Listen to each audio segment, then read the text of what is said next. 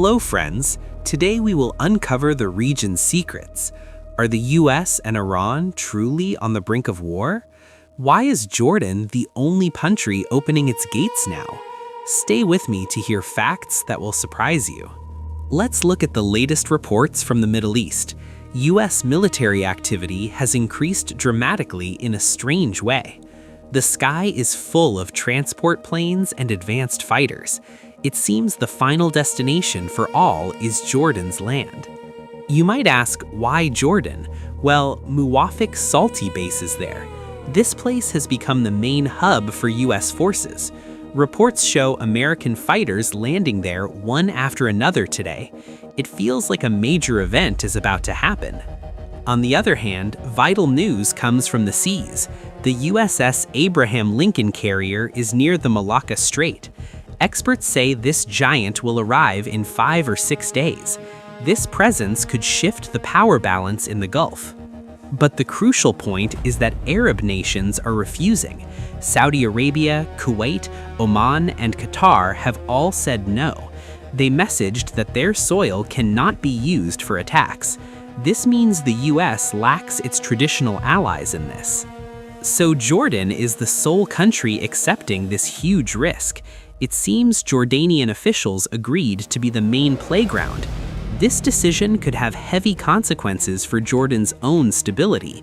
Hosting bases means expecting potential fallout on your own soil.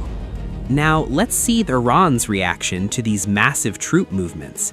Iran's aviation authority issued serious warnings to be fully alert. They stated airspace might close in the coming days or weeks. This means Tehran knows well that gunpowder fills the air. In the Persian Gulf, the situation is not normal at all. US reconnaissance drones are constantly flying over the Strait of Hormuz. They try to monitor and track every military move by Iran, but a strange media silence from Iran confuses many analysts. Why is there no news about Iran's internal military readiness? One reason could be internet restrictions blocking the news flow. A bigger reason might be a strategy of ambiguity now. Hiding your playing cards is a weapon in such times. However, Western and Israeli intel sources confirmed something very important.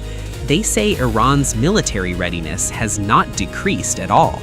Especially on the western border, forces are on high alert. This shows the other side is not sitting idly by. Now let's examine a fundamental and important question together, friends. If war happens, why doesn't the US fully support Israel?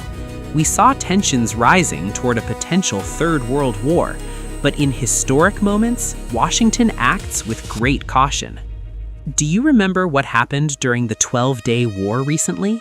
Israelis expected the US to jump in and bomb Iran, but General Kurilla, CENTCOM chief, did not intervene back then. The Pentagon reported it wasn't defensive, so they stayed out. After that event, when Netanyahu visited Trump, promises were made. Trump said, "Go get ready, we will come and attack."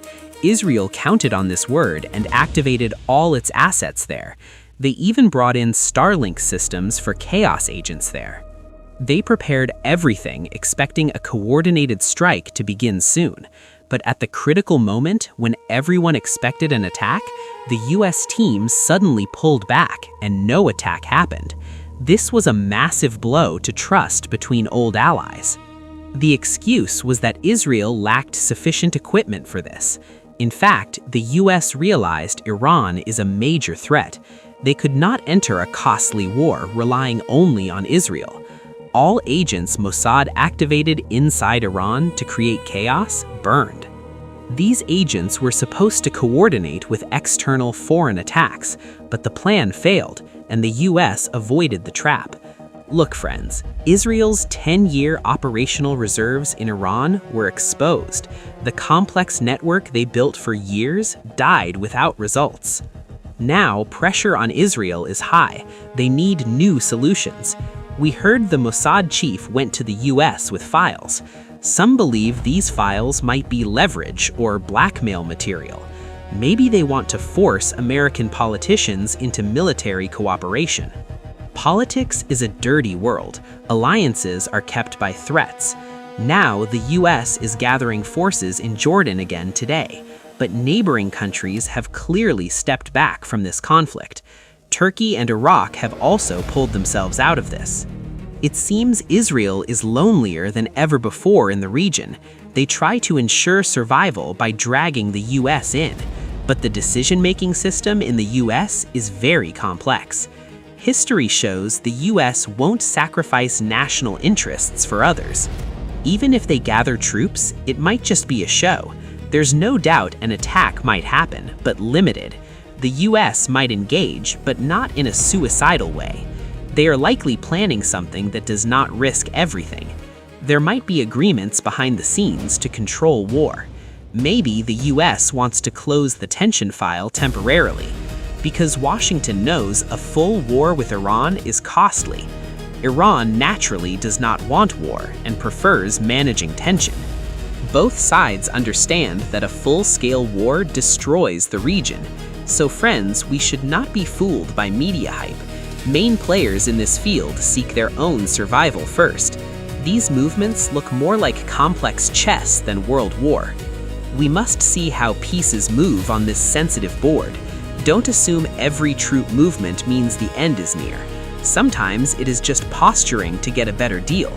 The reality is often far more boring than the headlines. Thank you so much for staying with me until here. What is your opinion? Will war happen, or is it bluff? Write your views in the comments. Reading them is fascinating. I really want to know what you think.